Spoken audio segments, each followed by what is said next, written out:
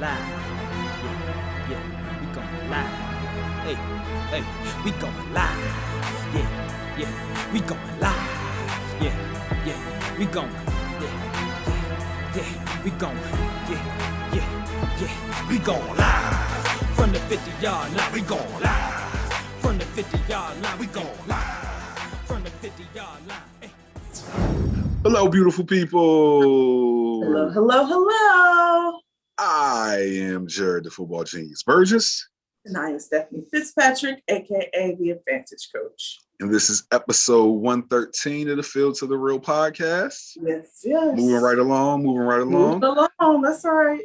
Listen, I'm loving it. Yes. And we're going to dive right into this Who's Really Right, because I'm excited about this one. I'm excited about this one. And after watching these NBA playoff games and everything leading up to the playoff games, like the end of the season, and then that whole play-in tournament, we got to see a lot of good basketball. But what we've seen more so is a lot of good basketball from a lot of young players. Yeah. Yeah. For our Who's Really Right this week, who do we think the emerging superstars of this young NBA class are, and who will have the greatest impact? Yeah. And as mostly Stephanie, let us know who's really right. Okay. Completely biased. Yeah. I ain't even gonna lie. Completely biased on this one.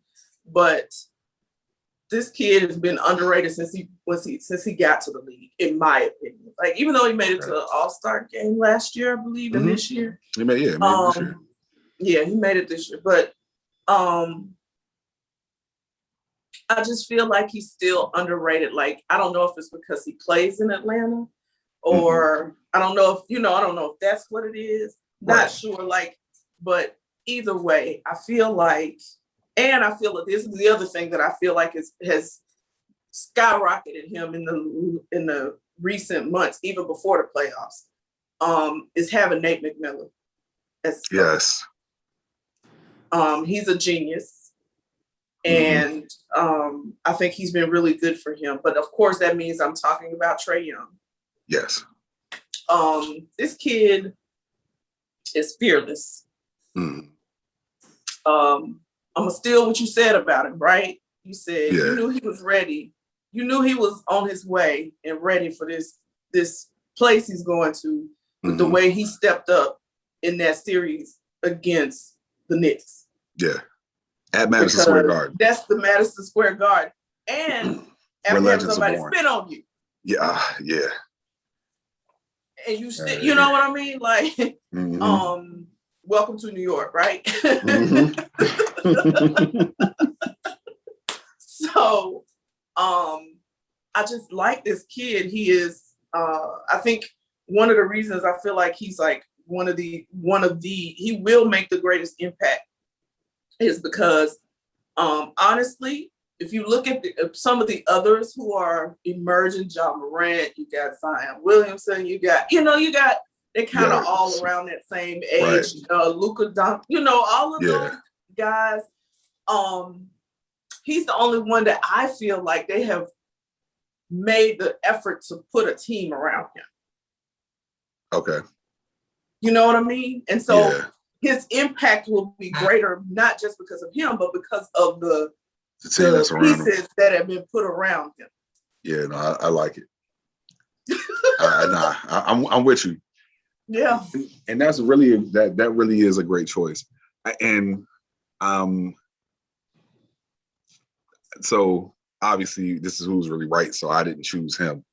But it's one of those things where it's like not a wrong answer, right? Because with Trae Young, it's like you can see the superstardom all over him, and you know that he's going to go on doing a lot of amazing things. Absolutely. And you can just see the way that, like, you can see it in his eyes, He works hard. The kid works hard. They talk about the story where when he was in high school, I think they were at an AAU tournament or something, and him and his friend, his dad woke up and they weren't in the room. He was like, where they go? And when he finally found them, they had snuck into like the gym of the place they were playing to get in some more shooting. Like when you hungry and you thirsty and you want it like that, like it shows, right? It's no denying. It's no denying. He might have had to work harder at it than some other people because he's 6'1", right? That's not super tall for the NBA. But he got that chip on his shoulder. He ain't no 6'1". That's what they say. I'm just saying. He about 5'10". 5'10". No, you sound like me. When I saw 6'1", I said, really? That's what I said in my head. But I'm gonna give him what they say. They say he's 6'1". Okay. But either way, he's a smaller guard, right? He's a smaller point guard. Kind of reminds you of CP3. Yeah. But just different. Like he got handles like, oh my God. It's right. The kid is a dagger. He really is. He is the X factor but they put the pieces around him so he could be the X factor. Right. Okay. So I'm sorry I stopped you. Go ahead. No. You okay? I got a call in Audible, right? And I was thinking about this all day because I was choosing this Who's Really Right with my heart. Oh, because we know how I feel about LaMelo Ball and the season that he has and the ceiling that he has. I don't even think he scratched the surface. He has not. But we see where he is. And I didn't want to choose the low-hanging fruit because I feel like the obvious answer to this choice or the obvious answer to this question is Luka Doncic. That's who I thought you were going to pick. When you said LaMelo, I was like, and we have been talking about Luka, you know what I'm saying? Exactly. That's why I was shocked that's not who you picked. That's why I said I was choosing with my heart, you know what I'm saying? But my head says Luka Doncic. And speaking about putting the team around him, I think that he has a good enough team around him. And I think I don't want to say this because I do like their coach. I like him, but I don't like him for this team. And one of the reasons why I don't like him for this team is because he does not know how to use Kristaps Porzingis. And I think that everybody is blaming Porzingis for his struggles. But if he's not getting the touches, obviously he's not going to be able to score. Right. If we go with what we saw in New York from Kristaps Porzingis before he had that knee injury. He's a perennial all-star and potentially the MVP of this league. Wow. He has that type of potential, and I think it's going to take another coach to unlock it. And maybe that might mean that he and Luka doesn't get to play together. But I think that they mismanaged that piece, and I think that if they had have gotten him going a lot more in that last series against the Clippers, they would have had a better outcome. Yeah. I get that. The Knicks knew because he's not somebody who's gonna create his own shot. Right. So that's part of the issue. Like you can't have him because Luka just gonna do him, right? And so he's a decent passer, but that's not his.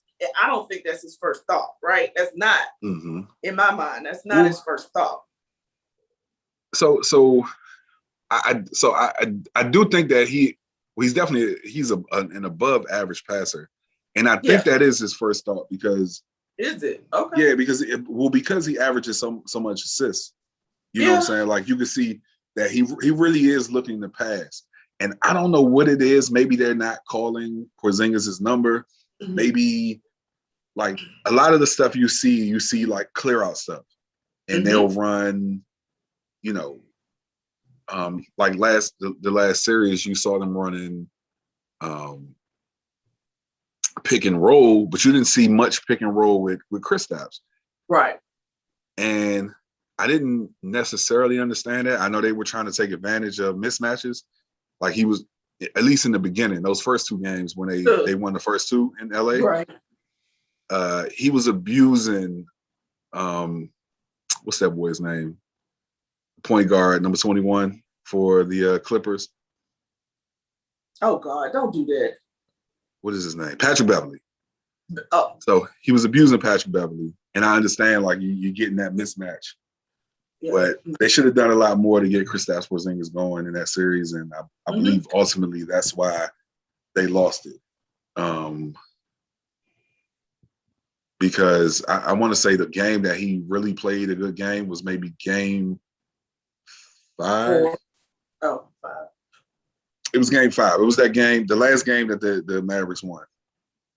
When they were back. Because they were up 3-2. Yeah. Okay. So yeah, it was game 5, but he had a pretty good game. But I took this to Kristaps Porzingis. I was thinking Doncic, like, is that your person or is it right? Yeah. Like, okay.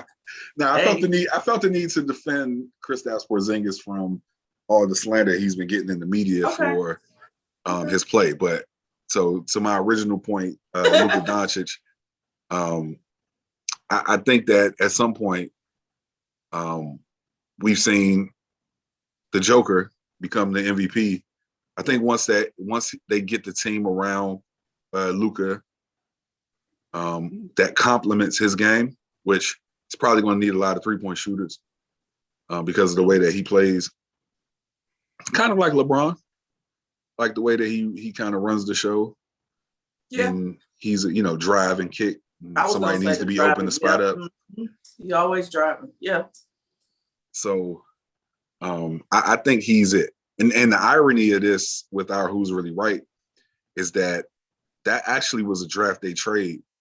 Luka was picked by the Hawks. Yeah. And Trae Young was picked by the Dallas Mavericks. Right. Swap. Yeah. Either way, they would have been good, right? Yeah, Yeah. So yeah. I can't imagine Luka in Dallas though. I mean Luka in Atlanta. Yeah. No. I don't think that's not the market for him. Nah. No. They went and got who they needed. They did. They did the right thing. Absolutely. Yeah. So well, y'all let us know. Yeah, let us know who y'all think is really right. Yeah. This one will undoubtedly be one of those where some people may not pick with either of us. Exactly. You know what I'm saying? But you guys let us know who you think is really right. Who is the young, emerging NBA talent who's going to have the greatest impact on this league? Yes. Now put the cameras on me, put the cameras on me, put the cameras on me, put the cameras on me, put the cameras on me, put the cameras on me, put the cameras on me.